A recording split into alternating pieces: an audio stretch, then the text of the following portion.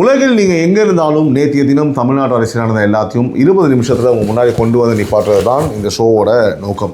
மறக்காமல் சப்ஸ்கிரைப் பண்ணுங்கள், bell icon அழுத்துங்க. அப்போ தான் ஒவ்வொரு நாள் காலையும் தவறாமல் இந்த நிகழ்ச்சி உங்களை வந்து சேரும். வீடியோ பிடிச்சிருந்தா லைக் பண்ணுங்கள், ஷேர் பண்ணுங்கள், முக்கியமாக ஹைப் பண்ணுங்கள். அப்போ தான் இந்த வீடியோ பல உறவுகளை சென்றடையும். நம்ம டைம்ஸ் ஆஃப் ரிப்பப்ளிக் நியூஸ் குடும்பம் பெரியதாகும். உறவுகளால் நான், உறவுகளுக்காக நான், உங்கள் சிபி நவீன். இது டைம்ஸ் ஆஃப் ரிப்பப்ளிக் நியூஸின் காலை குரல். அனைவருக்கும் இனிய காலை வணக்கம். ஒரு சின்ன வேண்டுகோள் உறவுகளே, இந்த வீடியோவை முழுமையாக பாருங்கள். ஒரு வேலை பிடிக்காமல் ஸ்கிப் பண்ணுறீங்கன்னா ஏன் போகிறீங்கன்னு, கண்டென்ட்டில் என்ன ஆச்சுன்றதை அந்த காரணத்தை மட்டும் கமெண்ட் பண்ணிவிட்டு போங்க. அதை நாங்கள் அப்டேட் பண்ணுறதுக்கு ரொம்ப உதவியாக இருக்கும். அப்டேட்டும் பண்ணிவிடுவோம், ஏன்னா இது உங்களுடைய சேனல். முதலாவதாக தலைப்பு செய்திகள். இன்றைக்கி நம்ம மேஜை மேலே இருக்கிறது இதுதான். ஒன்று, இன்றைக்கி முதல்வர் விஜய் கரூர் போகிறாரு. முதல்வரான பிறகு அந்த மண்ணில் அவருடைய முதல் காலடி. 2, அங்கே 41 உயர்ந்த குடும்பங்கள் 32 பேருக்கு அரசு பணியாணை. அதோட 1200 கோடி ரூபாய் தொழிற்சாலைக்கு அடிக்கல். 3வதாக, ஆனால் இந்த அறிவிப்புக்கு எதிர்ப்பு வந்திருக்கு. எதிர்கட்சியிலிருந்து இல்லை, கூட்டணியிலிருந்தே. 4, இன்னைக்கு மாலை 6 மணிக்கு எம்எல்ஏ பேரம் வழக்கில் காவலில் இருக்க 5 பேரும் மறுபடியும் நீதிமன்றத்தில் ஆஜர்படுத்த போகிறாங்க. 5, நெல்லை மாவட்டத்துக்கு 15,000 கோடிக்கு மேல் முதலீடு. 2670 பேருக்கு வந்து பார்த்திங்கன்னா வேலை வாய்ப்பு. 6வது, தஞ்சாவூர் நெல் கொள்முதல் நிலையத்தில் நடந்த சம்பவத்துக்கு முதல்வர் இரங்கல் தெரிவித்து நிவாரணம் அறிவிச்சிருக்காரு. இதில் எது பெருசு? சந்தேகமே இல்லைங்க, கரூர். அதுதான் இன்றைக்கி நம்மளுடைய முக்கிய செய்தி. நேரடியாக விஷயத்துக்கு வரேன். இன்றைக்கி கரூரில் நடக்க போகிற நிகழ்ச்சியை புரிஞ்சிக்க நீங்கள் ஒரு விஷயத்தை மட்டும் மனசில் வச்சுக்கணும். இன்றைக்கி அங்கே ஒரு கோடு போடப்படுது. அந்த கோட்டுக்கு ஒரு பக்கம் கட்சி, இன்னொரு பக்கம் அரசு. இந்த கோடு எவ்வளோ நேர்மையாக இருக்குது என்பதை வச்சு தான் இன்றைக்கிய நாள் வந்து இடை போடப்படும். முதல்ல ஏற்பாடை பற்றி பேசுவோம். இடம் வெண்ணெய்மலை பக்கத்தில் அட்லஸ் கலையரங்க மைதானம். 10 ஏக்கர் பரப்பு, 5000 பேருக்கான ஏற்பாடு. வர ஒவ்வொருத்தருக்கும் QR கோட் அடையாள அட்டை. யார் உள்ளே வராங்கன்றது, எத்தனை பேர் வராங்க அப்படின்னா துல்லியமாக கணக்கு. அதுக்கப்புறம் 10 கிலோமீட்டர் ரோட் ஷோ. பாதுகாப்புக்கு 6700 போலீஸ். ஏடிஜிபி அன்பு நேரடியாக களத்தில் இருக்கார். ஏற்பாடுகளை ஆய்வு செஞ்சது அமைச்சர்கள் என் ஆனந்தும் விஜயலட்சுமியும். இந்த ஏற்பாட்டை ஒரு விஷயத்தை நான் தனியாக சொல்லணும். செப்டம்பர் 27 அன்னைக்கு கரூரில் 41 பேர் உயிரிழந்து போனாங்க. எங்கள் கணக்கே இல்லாமல் கூட்டம் சேர்ந்ததுனால. இன்றைக்கி அதே ஊரில் ஒவ்வொரு தலைக்கும் ஒரு QR அட்டை. இது ஒரு ஏற்பாடு இல்லை உறவுகளே, இது ஒரு ஒப்புதல். அன்றைக்கி கணக்கில்லாமல் போச்சுங்கிறது ஒரு ஒப்புதல். அது யார் காரணம் அது தெரிய வரும், நம்மளுக்கெல்லாம் தெரியும், கோர்ட் சொல்லும். இப்போ மக்கள் சந்திப்பு நடக்கிறது அட்லஸ் மைதானத்தில். அது கட்சி நிகழ்ச்சி. ஆனால் 41 குடும்பங்களில் 32 பேருக்கு அரசு பணியானையும் 1200 கோடி ரூபாய் தொழிற்சாலைக்கான அடிக்கலும் நடக்கிறது. 15 கிலோமீட்டர் தள்ளி மாவட்ட ஆட்சியர் அலுவலகத்தில். அது அரசுடைய நிகழ்ச்சி. 15 கிலோமீட்டர். அதுதான் இன்றைக்கி போடப்பட்ட ஒரு பெரிய கோடு. சொன்னேன் இல்லையா, 2 கோடு, அதுதான் ஒரு கோடு. இப்போ தான் இன்றைக்கே உண்மையான செய்தி வருது. இந்த கோடு போதுமான கேள்வி எழுப்பியிருக்கிறது எதிர்கட்சி இல்லை, இந்த அரசுக்கு ஆதரவு தர கூட்டணி கட்சிகளே. ஸோ மார்க்சிஸ்ட் கம்யூனிஸ்ட் கட்சியோட சண்முகம் சொல்லியிருக்காரு, தாவேகா பிரச்சாரத்தில் இருந்தவங்களுக்கு சொல்லி அரசு அதிகாரத்தை பயன்படுத்தி வேலை கொடுக்கிறதா. வழக்கு விசாரணை நடந்துக்கிட்டு இருக்கிறப்போ இந்த வழக்கின் தன்மையை நீர்த்து போக செய்யும். ஓகேவா? இது பார்த்தீங்கன்னா அந்த வழக்கு தன்மையை பார்த்திங்கன்னா ரொம்ப ஈஸியாக, ஓகே இப்போ ஏன்னா ஒருத்தர் நல்லது செய்கிறாரு, ஒரு கவர்மெண்ட் வேலை அப்படின்னா நம்ம என்ன பண்ணுவோம், அதை வாங்கி வச்சுக்கிட்டு நம்ம எதுவும் பாதகமாக பேச போதில்லை. அந்த மாதிரி ஒரு ஆஸ்பெக்டில் அவர் பேசுகிறாரு. ஸோ பொது வழிகாட்டுதல் வர வரைக்கும் இதை நிறுத்தி வைங்க அப்படின்னு சொல்லியிருக்காரு. கம்யூனிஸ்ட் கட்சியோட நாடாளுமன்ற உறுப்பினர் சுப்பராயன் ஒரே வார்த்தையில் சொல்லிட்டாரு, அதிகார துஷ்பிரயோகம். ஸோ இந்த வேலை அறிவிப்பை எதிர்த்து மதுரை உயர்நீதிமன்ற கிளையிலும் ஒரு மனு போனது. நீதிமன்றம் அதை அவசர வழக்காக ஏற்க மறுத்திருக்கு. தனியாக பொதுநல வழக்கு தாக்கல் பண்ணிக்கலாம்னு சொல்லியிருக்கு. ஓகேங்களா? ஸோ இப்போது நான் ஒரு விஷயத்தை மிக தெளிவாக சொல்லணும். 41 குடும்பத்துக்கு வேலை கொடுக்கறது தப்புன்னு யாரும் சொல்லலை, சிபிஎம் சொல்லலை, சிபிஐயும் சொல்லலை. அவங்க கேட்குறது ஒரே ஒரு விஷயம், எந்த மேடையில் நின்று அதை கொடுக்குறீங்க. அதுக்கு தான் அரசு அந்த 15 கிலோமீட்டர் கோட்டை போட்டிருக்கு. ஆனால் ஒரு கோடு தரையில் மட்டும் இருந்தால் போதாது, அது மேடையிலும் இருக்கணும், பேச்சிலையும் இருக்கணும். ஸோ இன்றைக்கி அந்த மைதானத்தில் பேசப்படுற ஒவ்வொரு வார்த்தையும் அது கட்சி வார்த்தையா அரசு வார்த்தையான மக்கள் கவனிப்பாங்க, நீதிமன்றமும் கவனிக்கும். கடைசியாக ஒன்று மட்டும் சொல்கிறேன் உறவுகளே, 41 பேர் இறந்தாங்க, 32 பேருக்கு வேலை, மீதி 9 குடும்பம் என்ன ஆச்சு? அந்த 9 பேருக்கு ஏன் இந்த பட்டியலில் இல்லை? இது ஒரு குற்றச்சாட்டு இல்லை, இது ஒரு கேள்வி. இந்த கேள்விக்கு பதில் வர வரைக்கும் நாங்கள் கேட்டுகிட்டே இருப்போம். ஸோ இன்றைக்கி கரூரில் ஒரு கோடு போடப்படுது, அந்த கோடு நேராக இருக்கான்னு நாளைக்கு நம்ம பேசுவோம். அடுத்தபடியாக செய்தி சுருக்கம், வேகமாக 6 செய்திகள். 1, நெல்லைக்கு ஒரு பெரிய முதலீடு. திருநெல்வேலி மாவட்டம் கங்கை கொண்டான் சிப்காட்டில் விக்ரம் சோலார் நிறுவனத்தோட மின்கல சேமிப்பு தொழிற்சாலைக்கு புரிந்துணர்வு ஒப்பந்தம் கையெழுத்தாகிருக்கு. முதலீடு 15,037 கோடி ரூபாய், வேலைவாய்ப்பு 2670. ஸோ இது பார்த்திங்க அப்படின்னா அரசியல் பின்னணி இருக்குது. கடந்த சில நாளாக ஒரு குற்றச்சாட்டு அடிபட்டு இருந்துச்சு, தமிழ்நாட்டில் கமிஷன் கேட்குறாங்க, அதனால் நிறுவனங்கள் ஆந்திராவுக்கு போயிடுச்சு அப்படின்னு. ஆந்திரா அரசே அதை மறுத்திருக்கு. இப்போது இந்த ஒப்பந்தம் அந்த குற்றச்சாட்டுக்கு ஒரு நேரடி பதில். தொழிற்சாலை கட்டப்படுற வரைக்கும் இதை நம்ம ஃபாலோ பண்ணுவோம். 2வது செய்தி, நிகர்நிலை பல்கலைக்கழகம் விவகாரம் முழு கணக்கு. 4 தனியார் மருத்துவக் கல்லூரிகள் நிகர்நிலை பல்கலைக்கழகமாக மாறியதால் மாநில மாணவர்களுக்கு 462 MBBS இடங்கள் கிடைக்காமல் போயிருக்கு. அதோட அரசு பள்ளி மாணவர்களுக்கான 7.5% ஒதுக்கீட்டில் 35 இடங்களும் போச்சு. சுகாதார அமைச்சர் அருண்ராஜ் சொல்கிறாரு, ஏஜி ஆலோசனை நடக்குது, விரைவில் ரிட் மனு போடப்படும். 462 இடம்னா 462 குடும்பத்தோட கனவு. 3வதாக 3 IPS அதிகாரிகள் இடமாற்றம். அரசு நேற்று IPS அதிகாரிகளுக்கான இடமாற்ற உத்தரவை வெளியிட்டிருக்காங்க. ஸோ இது யார் அப்படின்ற விவரத்தை நான் உங்களுக்கு சொல்கிறேன். 4வதாக தனியார் பள்ளி அங்கீகார மோசடி. அரசு அங்கீகாரம் வாங்கி தரேன்னு அப்படின்னு சொல்லி 100 கோடி ரூபாய்க்கும் மேலே வசூல் பண்ணி மோசடி பார்த்திங்கன்னா வெளிச்சத்துக்கு வந்திருக்கு. 47 பள்ளிகள் புகார் கொடுத்துருக்கு. டிஜிட்டல் டிரான்சாக்ஷன் ஆதாரங்கள் இருக்குது.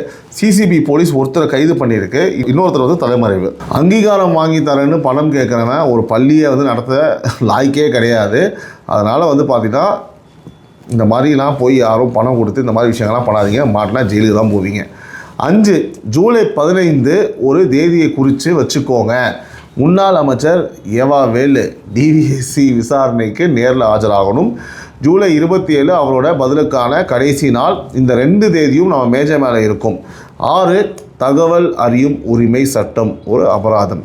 தூத்துக்குடி உதவி ஆணையர் தகவல் ஆணையம் முன்னாடி ஜூலை 14 அன்னைக்கு நேரில் ஆஜராகணும். தகவல் தர மறுத்தா அபராதம் விழுங்கிறதுக்கு இதுதான் உதாரணம். RTI போட்ட உறவுகளே, உங்கள் மனுவை கைவிடாதீங்க, கொடுங்கன்னு வச்சுக்கோங்க, இந்த மாதிரி செஞ்சு விட்ருங்க. அடுத்ததாக முதல்வர் இன்று. நேற்று முதல்வர் விஜயோட நாளில் 3 விஷயம் இருந்தது. 1, ஒரு இரங்கல். தஞ்சாவூர் மாவட்டத்தில் ஒரு நெல் கொள்முதல் நிலையத்தில் நடந்த சம்பவத்தில் சில பெண்கள் உயிரிழந்திருக்காங்க. முதல்வர் தன்னோட ஆழ்ந்த இரங்கலை தெரிவித்து பாதிக்கப்பட்ட குடும்பங்களுக்கு நிவாரண உதவி அறிவிச்சிருக்காரு. இங்கே நான் ஒரு வார்த்தையை சொல்லியே ஆகணும், நிவாரணம் ஒரு பதில் இல்லை, அது ஒரு தற்காலிக கட்டு. ஒரு நெல் கொள்முதல் நிலையம்ங்கிறது ஒரு உழவரோட வருஷ உழைப்பு போய் நிற்கிற இடம், 1 வருஷம் உழைப்பு அது. ஸோ அங்கே ஒரு உயிர் போகக்கூடாது. என்ன நடந்தது, ஏன் நடந்தது, அந்த விசாரணை அறிக்கை வர வரைக்கும் நாங்கள் இதை விடமாட்டோம். 2வதாக ஒரு கையெழுத்து. தொழில்துறை சார்பாக விக்ரம் சோலார் நிறுவனத்தோட புரிந்துணர்வு ஒப்பந்தம் முதல்வர் முன்னிலையில் கையெழுத்தாகிருக்கு. கொஞ்சம் நேரத்துக்கு முன்னாடி நெல்லை முதலீடு பற்றி பேசுகிறோம்ல, அந்த ஃபைல் இந்த மேஜை மேலே தான் இருக்குது. 3, ஒரு ஒதுக்கீடு. அரசு வேலைவாய்ப்பில் மாற்றுத்திறனாளிகளுக்கு 4% இடஒதுக்கீடு உறுதியாக நடைமுறைப்படுத்தப்படும்னு முதல்வர் அறிவிச்சிருக்காரு. ஸோ 4% ஒரு எண் இல்லைங்க, அது ஒரு கதவுங்க. அந்த கதவு உண்மையிலேயே திறக்குதுன்னா அது சந்தோஷப்படுற விஷயம். பல பேர் இதனால் பயனடைவாங்க. இதை நம்ம கண்டிப்பாக வாட்ச் பண்ணுவோம். முதல்வரோட நேத்திய கணக்கு இவ்வளவு தான். இன்றைக்கி அவரோட நாள் கரூரில், நாளைக்கு இதே இடத்துல அந்த பக்கத்தை நம்ம திறப்போம், அதை பற்றி நம்ம பேசுவோம். அடுத்தபடியாக தாவேகா அரசின் நகர்வுகள். அரசோட அதிகார அறிவிப்புகளில் இருந்து உங்கள் வாழ்க்கையை நேரடியாக தொடுற 3 விஷயம். 1, மின்சார வாரியம் IITயோட கைகோர்த்து நேற்று காலை 10 மணிக்கு சென்னை மின்சார வாரிய தலைமையகத்தில் தமிழ்நாடு மின்சார வாரியத்துக்கும் IIT சென்னைக்கும் இடையே ஒரு புரிந்துணர்வு ஒப்பந்தம் கையெழுத்தாகியிருக்குங்க. எரிசக்தி துறை அமைச்சர் CTR நிர்மல்குமார் முன்னிலையில் மின்வாரிய தலைவர் ராதாகிருஷ்ணனும் IIT சென்னையின் மனு சந்தானமும் ஒப்பந்தத்தை பார்த்திங்கன்னா பரிமாறிக்கிட்டாங்க. நோக்கம் என்ன? மின் உற்பத்தி, மின் பரிமாற்றம், மின் பகிர்மானம் 3லையும் உலகத்தரமான தொழில்நுட்பம் அதுக்கப்புறம் புதுப்பிக்கத்தக்க எரிசக்தியை இணைக்கிறது. சரிங்களா? ஸோ மின்சாரம் தடையில்லாமல் வர்றது தான் இந்த ஒப்பந்தத்தோட இறுதி பரிசோதனை தான் விஷயம். இரண்டாவதாக, மின் ஊழியர்களுக்கு 1 கோடி காப்பீடு. பணியிடத்தில் விபத்துக்குள்ளாகும் மின் ஊழியர்களுக்கு 1 கோடி ரூபாய் காப்பீடு. உறவுகளே, ஒரு மின் கம்பத்தில் ஏறி வேலை பார்க்குறவர் தினமும் உயிரை பணயம் வச்சு தான் ஏறுறாரு. அவரோட குடும்பத்துக்கு இந்த உறுதி தேவை. 3, இது உங்கள் வீட்டு இளைஞர்களுக்கான ஒரு செய்தி. தொழில் முனைவோர் மேம்பாட்டு நிறுவனம் EDII புது முயற்சி வகுப்புகளை அறிவிச்சிருக்கு. திருமணம், புகைப்பட கலை, உணவுப் பொருள் தயாரிப்பு, தங்க மதிப்பீட்டாளர் பயிற்சி, மொபைல் ஆப் உருவாக்கம். ஸோ வீட்டில் படித்து முடித்து வேலை தேடிட்டு இருக்கிற பையனோ பொண்ணோ இருந்தால் இந்த வீடியோவை இப்போவே அவங்களுக்கு ஷேர் பண்ணுங்கள். ஒரு பயிற்சி ஒரு வாழ்க்கையை நிச்சயமாக மாற்றும். அடுத்த செக்மெண்ட் தொடர்கதை. MLA பேரம் வழக்கு இன்னைக்கு மாலை 6 மணி. அதுதான் இந்த தொடர்கதையோட அடுத்த பக்கம். நினைவுபடுத்துகிற, முந்தானேத்து நீதிமன்றத்தில் செந்தில் பாலாஜிக்கும் தம்பி அசோக் குமாருக்கும் நிபந்தனை முன்ஜாமீன் கிடைச்சது. நிபந்தனை தினமும் 2 வேளை திருவல்லிக்கேணி காவல் நிலையத்தில் ஆஜராகி கையெழுத்து போடணும். கைதான 5 பேருக்கு 48 மணி நேர காவல். அந்த காவல் முடியும் நேரம் இன்னைக்கு மாலை 6 மணி. இந்த 48 மணி நேரத்தில் போலீஸ் என்ன கண்டுபிடிச்சிருக்காங்கன்னு இன்றைக்கி தெரியும். ஸோ இதுக்கு நடுவில் ஒரு பேர் பெருசாக வளர்ந்துருக்கு, லட்சுமண பெருமாள். இவர் சிங்கப்பூரில் இருக்கார். அரசு தரப்பு சொல்லுது, சிங்கப்பூரில் இருந்தபடியே ஹோட்டல் CCTVயில் காட்சிகள், வாட்ஸ்அப் உரையாடல்கள், செல்ஃபோன் ஆதாரங்கள் அளிக்கப்பட்டிருக்கு. அவர் மேலே லுக் அவுட் நோட்டீஸ் போடப்பட்டிருக்கு அப்படின்னு. ஸோ இந்த வழக்கில் இதுவரை 9 பேர் கைது. அதோட 2 மருத்துவர்களும் விசாரணைக்கு உட்படுத்தப்படுறாங்க. நீங்கள் இதை கவனிச்சிங்களா உறவுகளே? இது ஒரு பண பேரம் மட்டும் இல்லை, இது ஒரு ஆதார அளிப்பு வழக்காக மாறிட்டு இருக்கு. பணத்தை விட ஆதாரத்தை அளிக்கிற முயற்சி, அதுக்கு சட்டம் ரொம்ப கடுமையான தண்டனை இருக்கும். சட்டம் கடுமையாக நடந்துக்கும், அதாவது கோர்ட்டும். இன்றைக்கி மாலை 6 மணிக்கு 5 பேரும் கோர்ட்டில் நிற்கும் போது என்ன வெளியே வருது? நாளை காலை 6 மணிக்கு இதே இடத்துல காலைக்குரல் நிகழ்ச்சியில் நான் உங்களுக்கு சொல்கிறேன்.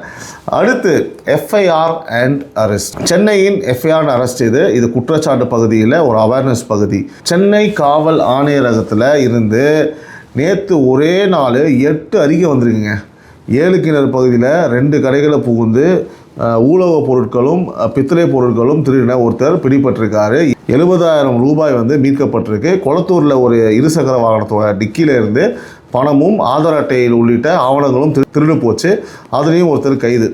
ராமாபுரத்தில் பார்த்தா ஒரு ஆட்டோ ஓட்டுநரை தாக்குன வழக்கில் ஒருத்தர் கைது. வாஷர்மேன்பேட்டில் ஒரு பெண்ணுக்கு இடையூறு விளைவிச்ச வழக்கில் ஒருத்தர் கைது. ஆனால் இன்னைக்கு நான் உங்கள் கவனத்தை இழுக்க விரும்புகிற விஷயம் வேறு. மீதி 3 கைதுகள் 2022ஆம் ஆண்டு ஒரு கொலை முயற்சி வழக்கு, 2023 ஒரு வழிப்பறி வழக்கு, 2024 ஒரு தாக்குதல் வழக்கு. அதில் 2 சகோதரர்கள். 3 வழக்கு, 3 வேறு வருஷம். 3லையும் பிடிவாரண்ட் போட்ட பிறகும் தலைமறைவாக இருந்தவங்க. சென்னை காவல் ஆணையர் உத்தரவின்படி 12 காவல் மாவட்டங்கள்லேயும் தலைமறைவு குற்றவாளிகளை பிடிக்க தனிப்படை அமைக்கப்பட்டிருக்கு. அதோட முதல் பலன் தான் இது. ஸோ நான் இதை ஏன் சொல்கிறேன்னா, ஒரு வழக்கு FIR ஆகி குற்றம் சாட்டப்பட்டவர் ஓடி போய் வருஷம் 1, 2, 3 போச்சுன்னா பாதிக்கப்பட்டவர் அந்த வழக்கையே மறந்துடுவாருங்க. சரியா? 4 வருஷம் கழித்து ஒரு கதவை காவல்துறை போய் தட்டுதுன்னா அது ஒரு செய்தி. ஸோ மறக்கப்பட்ட வழக்குன்னு ஒன்று இல்லவே இல்லை உறவுகளே. ஒத்தி வைக்கப்பட்ட வழக்கு தான் இருக்குது. ஸோ அதனால் நீதி கிடைக்காமல் இன்னும் அரெஸ்ட் ஆகலையே, இன்னும் பிடிப்படலையே, இன்னும் FIR போடலையே, சாட்சி அப்படின்லாம் கிடையவே கிடையாது. ஆட்சி மக்களுக்கான ஆட்சி. இப்போ பாருங்கள், இதுதான் உதாரணம். அதுக்கு இந்த நியூஸே சாட்சி. ஓகேவா? அடுத்தபடியாக மக்கள் கோரிக்கை. இன்றைக்கி இது ஒரு கோரிக்கையில் இது ஒரு வேண்டுகோள். இன்றைக்கி கரூர் மைதானத்துக்கு போகிற உறவுகளே, இது உங்களுக்கானது. 1, உங்கள் QR அடையாள அட்டை இல்லாமல் கிளம்பாதீங்க. அந்த அட்டை ஒரு ஃபார்மாலிட்டியில், அதுதான் உங்கள் கணக்கு. 2, முன்னாடி போய் நிற்கணும்னு ஆசைப்படாதீங்க. செப்டம்பர் 27 அன்றைக்கி முன்னாடி நின்றவங்க தான் அதிகம் பாதிக்கப்பட்டாங்க. 3, வயசானவங்களையும் குழந்தைகளையும் மாற்றுத்திறனாளிகளையும் பார்த்தா கூட்டத்துக்குள்ளே கூட்டிகிட்டு வராதிங்க. உங்கள் சிஎம்மை பார்க்குறதுக்கு, உங்கள் தளபதியை பார்க்குறதுக்கு, நம்ம சிஎம்மை பார்க்குறதுக்கு, தளபதியை பார்க்குறதுக்கு, உங்கள் தலைவரை பார்க்குறதுக்கு, அதெல்லாம் விட அவங்கள வீட்டுக்கு பத்திரமா கூட்டிகிட்டு போகிறது தான் முக்கியம். 4வது, இந்த இரும்பு தடுப்பை தள்ளாதீங்க. ஒரு தடுப்பு விழுந்தால் பின்னாடி இருக்கிற 500 பேரும் விழுவாங்க. 5, தண்ணி எடுத்துகிட்டு போங்க. வெயில் நேரம் உறவுகளே, ஒரு தலைவரை பார்க்குறது ஒரு உரிமை, உயிரோட வீடு திரும்புறது அதை விட ஒரு பெரிய உரிமை. கூட்ட நெரிசலில் பாதிப்பாகக்கூடாது. நான் இது ஏன்னா ஒரு அக்கறையின் காரணமாக எந்த ஒரு அசம்பாவிதமும் நடந்துடக்கூடாதுன்ற காரணமாக நான் இதை உங்கள்கிட்ட சொல்கிறேன். இன்றைக்கி கரூரில் ஒரு கூட்டமும் நசுங்கக்கூடாது, எந்த ஒரு அசம்பாவும் நடக்கக்கூடாது. சரிங்களா? அதுதான் ரொம்ப முக்கியம். இந்த 5 விஷயத்தையும் கரூருக்கு போகிற உங்கள் நண்பருக்கு இப்போவே ஷேர் பண்ணுங்கள். அடுத்த செக்மெண்ட் நாளை என்ன. இன்றைக்கி ஜூலை 10 2 நிகழ்வு. 1 முதல்வரோட கரூர் பயணம், 2 மாலை 6 மணிக்கு பேரம் வழக்கு, 5 பேரோட நீதிமன்றம் ஆஜர். நாளை ஜூலை 11 சனிக்கிழமை 2 விஷயம் உங்கள் வீட்டுக்கு நேரடியானது. காலை 10 மணிலேருந்து மதியம் 1 மணி வரை சென்னையில் 19 மண்டல்கள்லையும் வந்து பார்த்திங்கன்னா ரேஷன் அட்டையை வந்து குறை தீர்க்கும் முகாம். அட்டையில் பேர் சேர்க்கறது, நீக்கிறது, முகவரி மாற்றுறது எல்லாமே ஒரே இடத்துல. அதே சனிக்கிழமை மாலை 5 மணிக்கு நம்ம மேட்ரு உறவுகளும் நானும் முதல் எபிசோடு. அதை பற்றி இன்னும் கொஞ்சம் நேரத்தில் நான் சொல்கிறேன். அதுக்கப்புறம் ஞாயிற்றுக்கிழமை ஜூலை 12 மாலை 5 மணிக்கு உறவுகளின் குரல். இந்த வாரம் 5 உறவுகளோட குரல் ஒலிக்கப் போகுது. அதே நாள் பொள்ளாச்சியில் அண்ணாமலையோட முதல் மாநாடு. எப்படி இன்ஃபர்மேஷனை எப்படி டாக்டர் கனெக்ட் பண்ணுறேன்னா, அடுத்தபடியாக ஒரு முக்கியமான விஷயம் உறவுகளே. நம்ம வந்து 2வது வீடியோ, அதாவது இந்த காலை குரல் நிகழ்ச்சிக்கு அப்புறம் ஈவினிங் 5 மணி 6 மணிக்குள்ளே ஒரு வீடியோ போடுறது நிறைய பேர் கேட்குறாங்க. செகண்ட் வீடியோ போடுங்க, ஒரு டாபிக் எடுத்து பேசணும்னு சொல்லிட்டு. அந்த வீடியோ நிறைய பேர் நீங்கள் மிஸ் பண்ணுறீங்கன்னு நினைக்கிறேன். அந்த வீடியோ பாருங்கள், சப்போர்ட் பண்ணுங்கள். உங்களுக்காக அந்த வீடியோ போடுறோம். அதை பார்த்துட்டு வீடியோ பிடிச்சிருந்தால் லைக் பண்ணுங்கள், ஹைப் பண்ணுங்கள், ஷேர் பண்ணுங்கள். ஸோ இது ஒரு வேண்டுகோள். சரிங்களா? ஸோ அடுத்து நம்மளுடைய குடும்ப பேச்சு. சின்னதாக நம்மளுடைய குடும்ப விஷயம் தாங்க.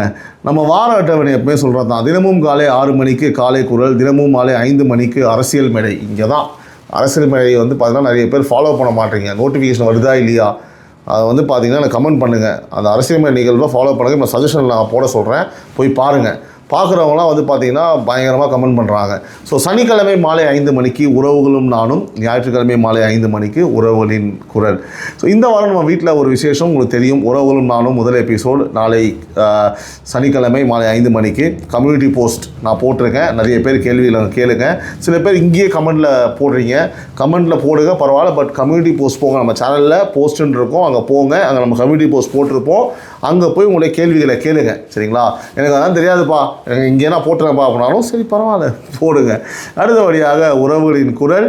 உங்களுடைய குரல் நம்மளுடைய சேனலில் ஒலிக்கணும். என்னங்க ஒலிக்கணும், என்னங்க நான் அனுப்பணும், எப்பவுமே சொல்கிறது தான். சமூக நோக்கத்துடன் சமூக ஆர்வத்துடன் இருக்கக்கூடிய உறவுகள் இந்த விஷயம் நான் அனுப்பணும், மாறும், இந்த விஷயம் பற்றி நான் பேசணும், இந்த ஆட்சியுடைய ப்ளஸ் மைனஸ், நல்லது கெட்டது, எனக்கு இந்த மாற்றம் வரல, இந்த மாற்றம் வந்திருக்கு, எதுவாக இருந்தாலும் ஒரு 1 நிமிடம் 2 நிமிடம் அதிகபட்சம் 3 நிமிடம், அதுக்கு மேலே வேண்டாம். ஒரு ஷார்ட் அண்ட் கிறிஸ்பாக உங்கள் வாய்ஸ் நோட் அனுப்புங்க. உங்களுடைய குரல் நாங்கள் வெரிஃபை பண்ணிவிட்டு உங்களுடைய குரல் இதில் ஒலிக்கப்படும். அது மட்டும் இல்லாமல் அதை நாங்கள் தொடர்ந்து ஃபாலோ பண்ணி சம்மந்தப்பட்ட மந்திரிகளுக்கும் சம்மந்தப்பட்ட நிர்வாகிகளுக்கும் எங்கள் மீடியா சார்பாக நாங்கள் ஒரு கம்ப்ளைண்ட்டையும் கொடுப்போம். டேரெக்டாக அவங்களுக்கு அது நாங்கள் அனுப்பிச்சிடுவோங்க.